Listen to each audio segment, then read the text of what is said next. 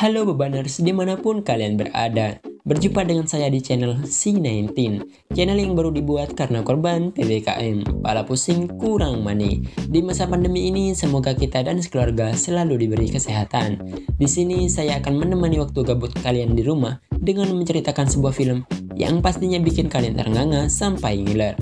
Sebelumnya mohon maaf bila ada kesalahan dalam penyebutan nama dan tempat. Oke, kita langsung saja ke alur cerita.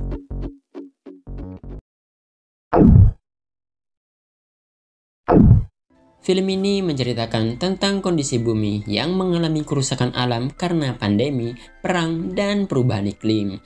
Karena bumi sudah tidak layak ditempati, para elit dan para manusia-manusia berduit dipindahkan ke planet bernama Kepler 209. Setelah berpuluh-puluh tahun kemudian, mereka penasaran, apakah sekarang bumi sudah bisa dihuni kembali atau tidak? Misi tersebut bernama Proyek Ulysses. Misi Ulysses 1 dikirim ke bumi, namun mereka gagal dan hilang kontak tak lama setelah mereka melakukan pendaratan di bumi. Setelah bertahun-tahun sejak kejadian tersebut, kemudian mereka mengirim misi Ulysses 2 untuk melanjutkan misi dan mencari tahu apa yang terjadi pada Ulysses 1. Ada apakah sebenarnya yang terjadi di Kepler 209 sehingga mereka mengirim sebuah proyek untuk meneliti bumi kembali. Biar tidak lama-lama, yuk langsung saja ke alur cerita. Film ini diawali dengan 3 orang astronot Ulysses 2 yang dikirim dari planet Kepler mengalami kecelakaan di dasar laut dan membuat mereka pingsan. Setelah tersadar, astronot wanita bernama Louise Black terbangun dan langsung mengecek teman-temannya. Namun, salah satu di antara mereka telah meninggal dunia. Di dalam pesawat, Black membangunkan temannya bernama Tucker yang sedang terluka.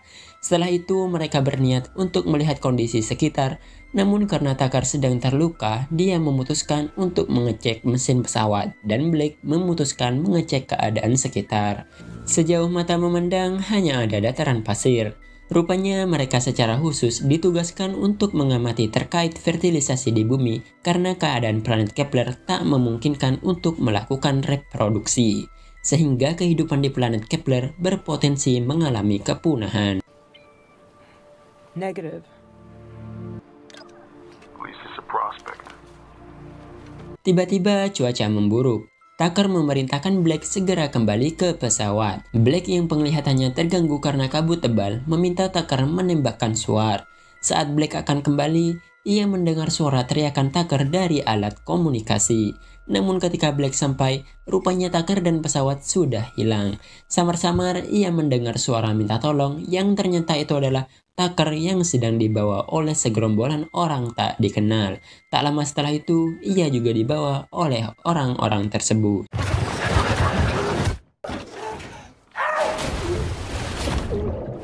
Black bersama Tucker kemudian terbangun di sumur yang merupakan tempat pengurungan.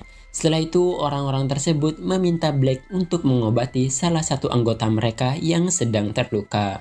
Orang-orang tersebut menggunakan bahasa aneh yang tidak dimengerti oleh Black. Namun hanya pemimpin kelompok yang dapat mengerti perkataan Black.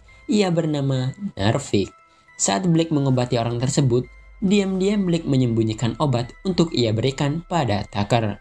Namun sekembalinya ke dalam penjara, keadaan Tucker makin parah. Tucker sadar dirinya hanya akan jadi beban. Ia memutuskan bunuh diri. Karena air laut sudah pasang, Black dipindahkan ke atas kapal dan bersamaan dengan mayat Tucker yang dihanyutkan ke laut. Saat di kapal, ia teringat masa kecilnya dan teringat momen ketika ia mendengar kabar mengenai ayahnya yang merupakan kru proyek Ulysses pertama gagal selamat di bumi. Di pagi hari, Black dikembalikan ke dalam penjara. Ia melihat biometernya yang berisi data laporan mengenai pengamatan Black terkait fertilisasi dan reproduksi dibawa oleh sekelompok anak kecil. Terlihat juga salah satu anak bernama Myla. Dengan bahasa isyarat, Black meminta Myla untuk membawakan biometernya. Tiba-tiba 3 orang wanita dimasukkan ke dalam sumur dan terdengar suara tembakan di daratan. Dari balik sumur, Black melihat orang-orang tersebut dibantai oleh sekelompok orang bersenjata. Hanya Narvik yang berhasil selamat dari kejadian tersebut. Ia yang merupakan ibu dari Mayla kebingungan melihat keberadaan Mayla yang tidak bisa ia temukan. Ia pun kemudian pergi mencari Mayla, namun terlihat Blake juga mengikutinya. Hingga mereka menemukan Mayla yang hendak dibawa oleh perahu. Narvik berencana menyerang mereka dengan menggunakan tembak suar. Namun Blake tidak setuju. Ia menyarankan tembak suar digunakan sebagai pengalihan. Narvik yang menolak akhirnya dipukul oleh Blake hingga pingsan. Akhirnya Blake menembaki suar tersebut sebagai pengalihan. Kemudian langsung menuju ke kapal mereka. Di kapal ia menemukan biometernya, namun belum sempat ia mengambil, para kelompok tersebut sudah kembali ke kapal. Terpaksa ia harus bersembunyi di kapal tersebut bersama dengan Sandra yang ditangkap. Setelah itu mereka dibawa ke kapal tua yang lebih besar dan rupanya itu adalah markas mereka. Salah seorang pengawal bernama Paling melihat kalung milik Blake, kemudian ia membawa Blake pada pemimpin kelompok. Pemimpin kelompok tersebut bernama Gibson yang ternyata adalah salah satu kru dari proyek Ulysses pertama yang selamat. Blake menjelaskan bahwa dirinya memiliki biometer yang dirampas oleh anak buah Gibson. Mereka bisa mengirim biometer itu ke planet Kepler, namun harus menggunakan pemancar yang ada di pesawat Ulysses pertama. Gibson bercerita perjalanan ia mendarat di bumi bersama ayahnya dan kru lainnya. Mereka kemudian bertemu dengan kelompok survivor, yaitu orang-orang yang membawa Blake pertama tadi. Gibson menyebut mereka sebagai Moods. Ayah Blake sangat baik pada para Moods dan menjanjikan kehidupan yang layak. Gibson dan ayahnya menunggu jendela komunikasi selanjutnya dibuka untuk mengabarkan ke planet Kepler. Tiba-tiba tanpa alasan yang jelas, para Moods berubah menjadi tak terkendali dan membunuh ayahnya serta kru lainnya. Para Moods juga merusak pesawat Ulysses pertama. Gibson bertahan dan membuat koloni dengan para Moods yang tidak memberontak. Bahkan, ia mengadopsi seorang anak dari para Moods. Mereka tinggal di dekat muara dan membangun sebuah bendungan untuk menahan air laut. Berkat ide ayah Blake, bendungan tersebut juga berfungsi sebagai pembangkit listrik tenaga air. Namun sayangnya karena pemberontakan yang terjadi, proyek tersebut harus tertunda. Kemudian Blake dipersilahkan untuk tinggal di koloni tersebut. Saat sedang mandi, Blake mengalami menstruasi. Hal itu menjadi bukti bahwa lingkungan di bumi masih memupuk untuk melakukan proses reproduksi. Kehidupan di koloni berjalan selayaknya kehidupan normal. Anak-anak bersekolah yang diajarkan oleh Gibson sendiri. Terlihat Mayla sebagai murid baru di kelas tersebut. Kemudian Blake menemui anak adopsi Gibson yang bernama Neil yang sedang mengerjakan tugas. Neil kemudian memperlihatkan pohon kecil di mana seharusnya pohon menjadi hal yang langka. Blake melihat pohon itu kaget. Kemudian dia teringat cerita ayahnya bahwa ayahnya akan membawa pohon ke planet Kepler setelah menyelesaikan misi. Neil kemudian memberitahu bahwa ia diajari tentang pohon oleh seseorang yang tinggal di kamar di sebelah ruang mesin. Neil hanya bisa berbicara dengan orang tersebut melalui pipa karena ia dilarang pergi ke kamar tersebut. Blake yang penasaran pun pergi menuju ruangan yang dimaksud, namun Gibson memergokinya. Ternyata orang di kamar adalah ayahnya Blake. Selama ini ia dikurung di ruangan tersebut. Gibson bilang bahwa ayahnya berkhianat dikarenakan jatuh cinta pada seorang wanita Moods. Ia juga menjadi pemimpin para Moods. Terlihat di sini Blake kecewa pada ayahnya. Blake dan Gibson berencana mencoba mengirim biometer menggunakan stasiun cuaca yang ada di laut. Pada saat makan bersama, tiba-tiba lampu padam. Rupanya hal tersebut dilakukan oleh Narvik. Ia menyusup ke dalam kapal untuk mencari Mayla anaknya. Ia juga memaksa Blake untuk menemukan Mayla.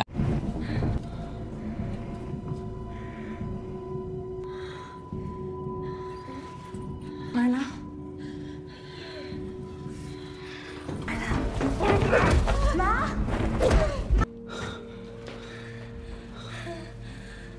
What did you say?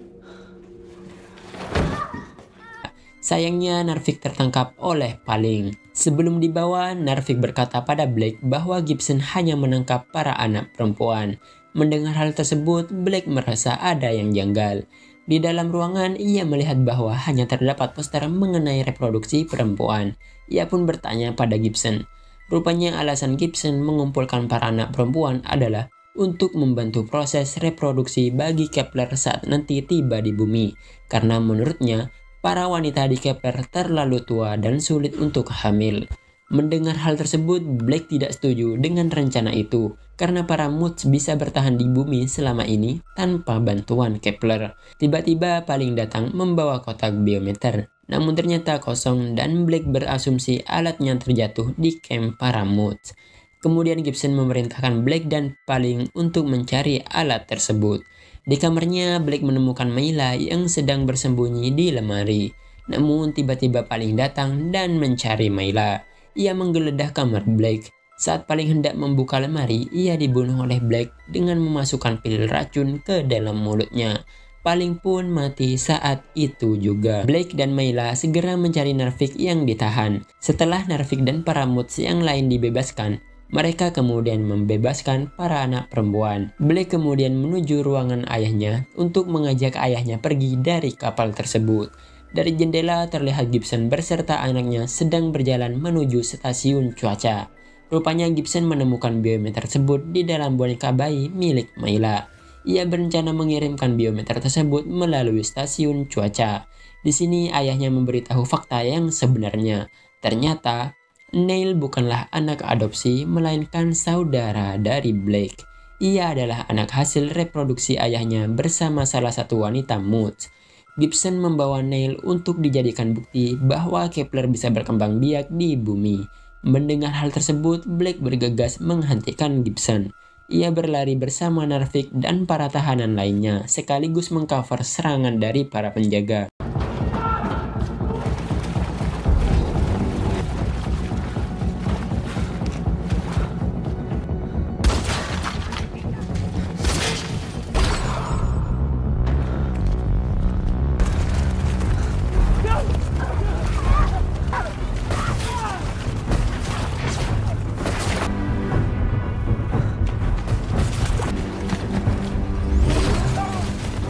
Narvik dan para Moods menaiki perahu untuk kabur. Namun Blake memilih pergi menuju Gibson yang sedang berada di stasiun cuaca. Blake meminta Gibson untuk tidak mengirimkan biometer tersebut. Namun di sini Gibson menolak dan mengancam akan membunuh Neil.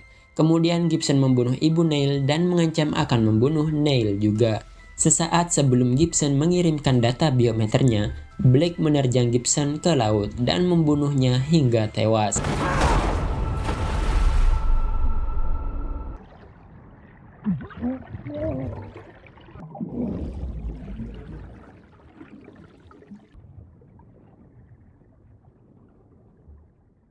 Namun terlihat Blake juga sedang sekarat di laut. Kemudian ia ditolong oleh Narvik. Blake kembali sadar bersama dengan para tahanan yang lain. Ayahnya juga berada di perahu tersebut. Akhirnya mereka kembali menuju camp. Film pun berakhir.